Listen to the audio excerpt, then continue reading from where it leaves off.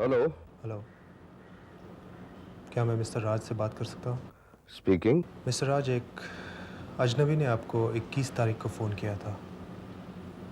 उसने आपको एक बात बताई थी। हाँ, कौन बोल रहे हो तुम? मैं वही अजनबी हूँ जिसने आपको होटल के रूम नंबर 11 में जाने को कहा था। मैं वही अजनबी हूँ जिसने रश्मि के बारे में आपको एक बात बताई थी। तो तुम क्या चाहते हो? मैं आपसे मिलना चाहता हूँ मिस्टर राज, क्योंकि जो सच मैंने आपको बताया था वो अधूरा था, और वही सच पूरा करने के लिए कल 9 बजे मैं आपका इंतज़ार सी पॉइंट पे करूँगा। मैं अपना अपराध कबूल करना चाहता हूँ। रोहित और रश्मि जिस हाल में आज है उसका जिम्मेदार मैं हूँ। उस रात होटल के रूम नंबर 11 में रश्मि को मैंने ही बुलाया था।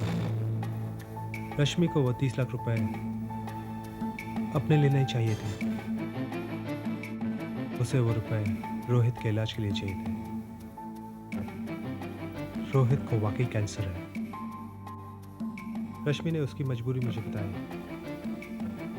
और मैंने उसे उन 30 लाख रुपए के बदले में होटल में बुलाया। मैंने ही डॉक्टर को झूठ बोलने पर मजबूर किया ताकि रश्मि तुम्हारी नजरों में गिर जाए। ये तुमने क्या किया?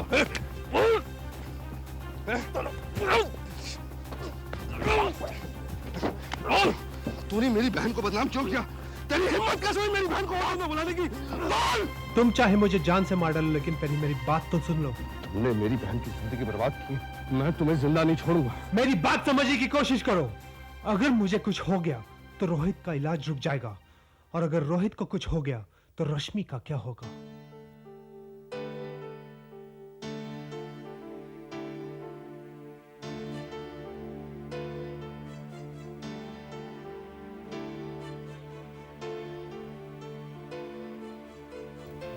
मैं जानता हूं तुम मुझे माफ नहीं करोगे, लेकिन मैं फिर भी तुमसे माफी मांगता हूं। अगर मैं वाकई में एक बुरा इंसान होता तो रोहित का इलाज क्यों करवाता? अगर मेरे दिल में पाप होता तो मैं तुम्हें फोन करके होटल में नहीं भेजता। अगर मुझे अपनी गलती का एहसास नहीं होता तो मैं तुम्हारे सामने कभी नहीं आता।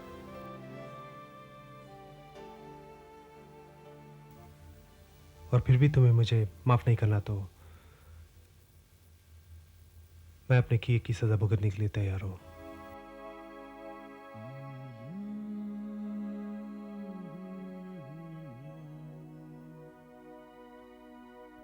तुम जा सकते हो।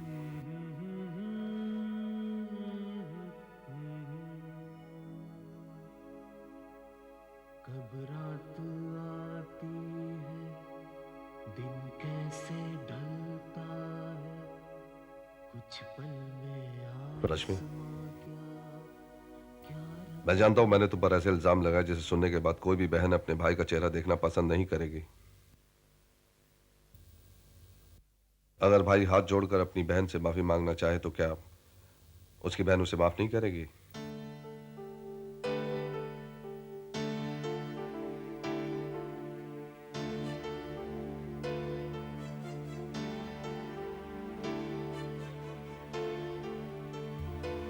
रश्मि, मुझे माफ कर दो।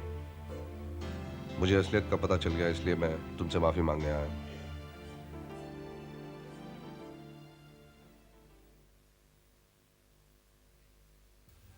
रश्मि, नहीं, मत छूना मुझे। मैं एक वेश्या हूँ, तुम्हें नहीं मालूम? सारी दुनिया को मालूम है। मैं अपने शौक पूरे करने के लिए अपनी इज्जत बेचती हूँ। रश्मि प्लीज। महंगी महंगी गाड़ियाँ खरीदने के लिए मैं अपनी इज्जत का सौदा करती हूँ। मैं बाजार में जगमगा सकती हूँ, लेकिन किसी मंदिर का दिया बनकर किसी घर का अंधेरा दूर नहीं कर सकती। ऐसा मत बोलो रश्मि, तुम होश में नहीं हो, तुम क्या कर रही हो? मत छुओ मुझे, मत छुओ मुझे। सुनो तुम्हारी बहन वेश्या हो गई है और वेश्या का कोई भाई नहीं होता। रश्मि प्लीज, मत छुओ मुझे, मत छुओ। प्लीज रश्मि मेरी बात सुनो। मुझे छुओगे तो तुम भी मैले हो जाओगे। मत छुओ मुझे, रश्मि, चले जाओ रश्मि, यहाँ से। प्लीज। चले जाओ, प्लीज, मत रश्मि। छुओ मुझे, मत छुओ। रश्मि प्लीज। रोहित, मुझे सच्चाई का पता चल चुका है। मैं समझ गया हूं कि तुमने रश्मि को क्यों ठुकराया। ये रही डॉक्टर की रिपोर्ट। उनका कहना है कि तुम्हारे कैंसर का इलाज हो सकता है। सच? राज साहब, क्या मैं ठीक हो सकता हूँ? तुम तो बहुत जल्दी ठीक हो जाओगे रोहित। यह सच है कि तुमने रश्मि को क्यों ठुकराया, क्योंकि तुम्हें कैंसर था और वो इस बात को बहुत अच्छी तरह से जानती थी, फिर भी उसने तुम्हारे साथ सगाई की। रोहित, रश्मि ने हमेशा से तुम्हारा साथ निभाया है। उसने तुम्हारे इलाज के लिए अपनी इज्जत को भी दांव पर लगा दिया था। अगर आज कोई भी तुम्हारे इलाज के लिए उसकी जान मांग लेता ना, तो वो भी वो दे देती। रोहित, जिस गलत फहमी का मैं शिकार बना हूं, तुम भी अपने दिमाग से वो निकाल दो। आज हम सब लोगों की वजह से उसकी जो हालत बनी है, वो खुद को भी नहीं पहचान सकती। अगर आज उसे कोई ठीक कर सकता है तो वो सिर्फ तुम हो रोहित।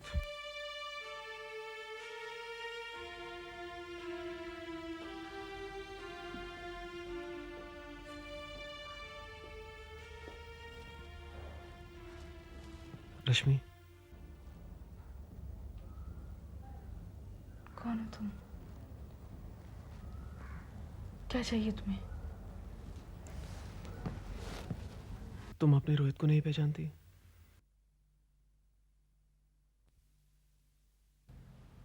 रोहित?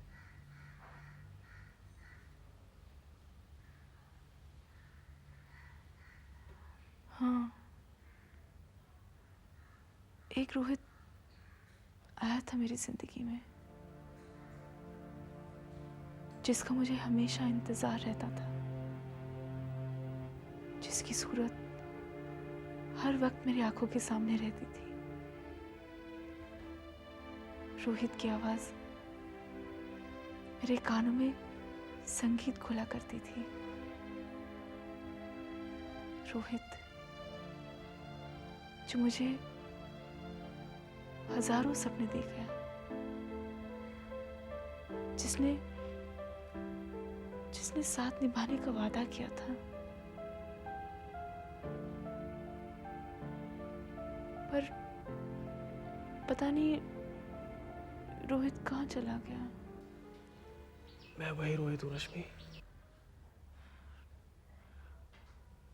तुम वो रोहित नहीं हो। तुमने मुझे वेश्या जैसी गंदी गाली दी। तुम वही हो ना जिसने मुझे अय्याश आवारा कहा? फिर तुम मेरे रोहित कैसे हो सकते हो? मेरा रोहित तो मुझसे प्यार करता था, मेरी इज्जत करता था, मेरे नाम पर कविता लिखता था, मेरे लिए गीत बनाता था, गाना गाता था।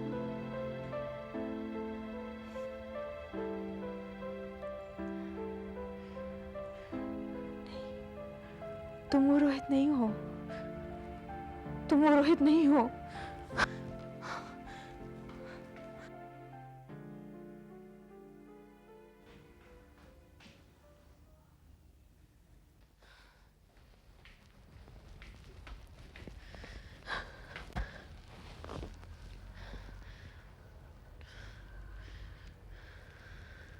हुआ दिल दीवाना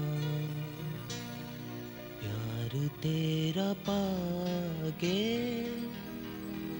भूलूं मैं जमाना प्यार तेरा पाके। हुआ दिल दीवाना प्यार तेरा पाके, हंसी सुबह शाम न होती, रात भी न होती, तेरी मेरी जो किसी दिन बात भी न होती।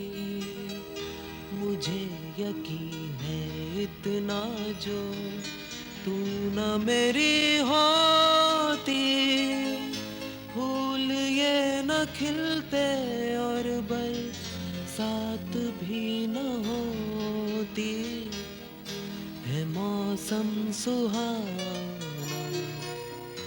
प्यार तेरा पाके, भूलूं मैं ज़माना प्यार तेरा पाके, हुआ दिल दीवाना प्यार तेरा पाके।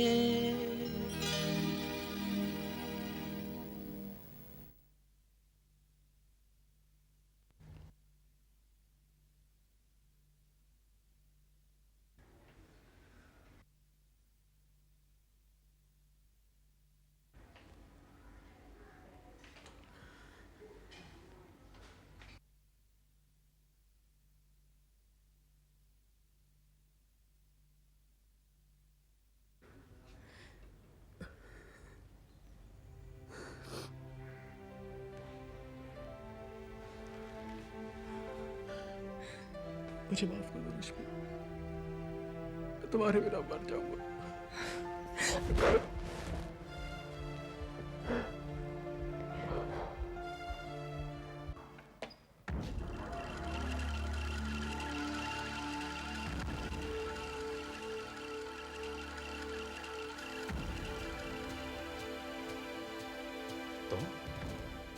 तुम यहाँ कर रही हो?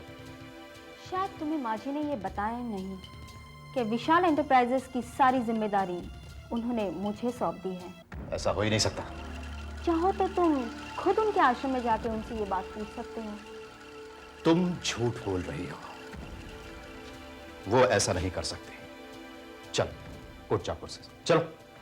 मिस्टर प्राणनाथ, शायद आपको किसी ने ये सिखाया नहीं कि किसी के ऑफिस में आने से पहले उसकी परमिशन लेते हैं। बाहर जाओ और दरवाजे पे खड़े होकर पूछो, madam please may I come in? Madam, for your kind information, ये ऑफिस जो है ना वो मेरा है, और ये कुर्सी जिस पर आप बैठी हुई हैं वो भी मेरी है, मेरी। इससे पहले कि मैं इस दुनिया को तुम्हारी हकीकत बता दूं, तुम यहाँ से 9 तो 11 हो जाओ, चलो। यही बात मैं तुमसे भी कह सकती हूँ, चुपचाप यहाँ से चले जाओ, वरना वॉचमैन को बुलाकर तुम्हें धक्के मारकर यहाँ से बाहर फिकवा दूंगी। तुम मुझे फिकवाओगी? प्राणनाथ को फिकवाओगी? देखो, मुझे मालूम है कि तुम उस बुढ़िया को माजी माजी कह के इस विशाल एंटरप्राइजेस पर कब्जा हासिल करना चाहती हो, लेकिन मैं अपना हक इतनी आसानी से अपने हाथों से नहीं जाने दूंगा। वॉचमैन, पता नहीं कौन बदमाश यहाँ चला आया है, के मारकर यहाँ से फिकवा दो। ठीक है, आज तो मैं जा रहा हूं, लेकिन इस गद्दी पर मेरा हक है, और इस हक को हासिल करने के लिए मैं यहां पर दोबारा आऊंगा। Come again. आउट।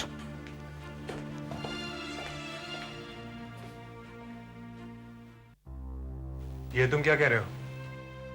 मैं सच कह रहा हूं डाबर जूनियर, अगर तुम्हें यकीन नहीं आता तो खुद जाकर देख लो। हाँ, लेकिन अंदर घुसने से पहले पूछ जरूर लेना महारानी जी से। मे आई कम इन मैडम? मुझे तो उसी दिन शक हो गया था कि ये लड़की कोई ना कोई गुल जरूर खिलाएगी, लेकिन इसने तो पूरा का पूरा गुलदस्ता ही खिला दिया। वाह सौंदर्या, वाह।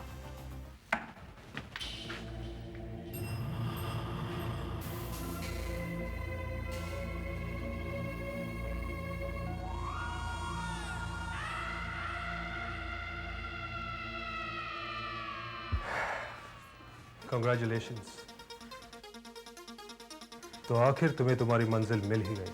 अभी तो सिर्फ मंजिल का पता मिला है मिस्टर डावर, और वो भी आप ही की वजह से। अगर आप अपने परेशानियों में उलझ के उस रात उस पब में मुझे ना मिलते तो शायद मैं आज इस कुर्सी तक नहीं पहुंच पाती। सही कहती हो। अगर मैं अपनी परेशानियों में ना उलझा होता तो तुम कभी इस कुर्सी पर नहीं बैठ पाती। मेरी तो भगवान से यही दुआ है कि कहीं वापस तुम उस जगह पर पहुंच ना जाओ जहां से आई थी।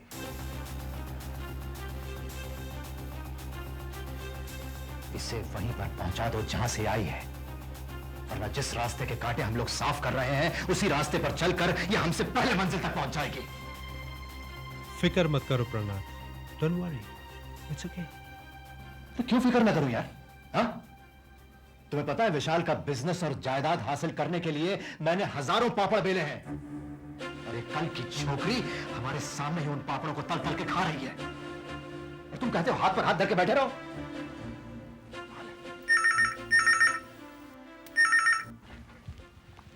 हेलो।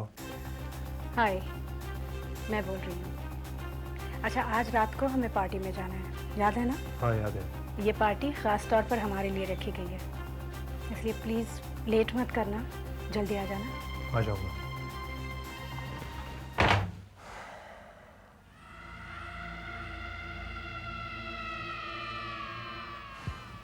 अब देखना प्रणव कि एक तीर से दो शिकार कैसे किए जाते हैं, लेकिन इसके लिए तुम्हें एक काम करना होगा। मैंने कहा था ना कि मैं फिर लौट कर आऊंगा। मैडम, क्या करने आए हो? चिड़िया के पंख।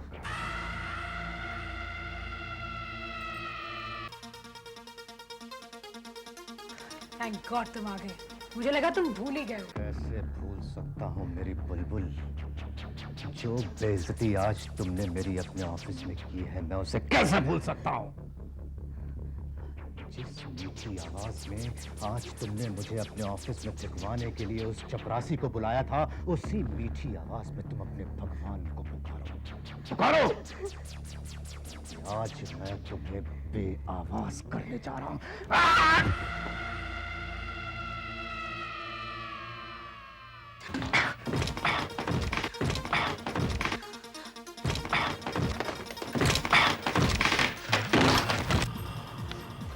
आज मैं बहुत खुश हूँ। ये इनविटेशन मैंने कम से कम 50 बार पढ़ा है। जानते हो क्यों? क्योंकि इस पर लिखा है मिस्टर एंड मिसेस विक्रम।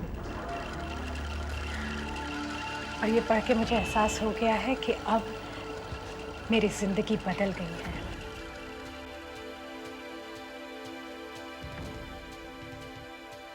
अभी नहीं अंजलि, शायद आज के बाद तुम्हारी जिंदगी पूरी तरह से बदल जाएगी। Just minute dear.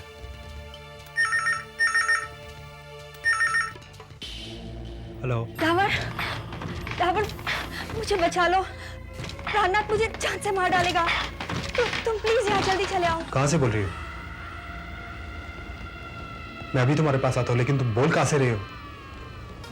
देखो, घबराओ मत, मैं अभी तुम्हारे पास आता हूं, ठीक है?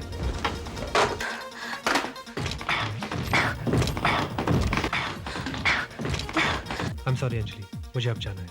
कहाँ जाना है? देखो, ये बातें हम बाद में भी कर सकते हैं, ठीक है? बाय।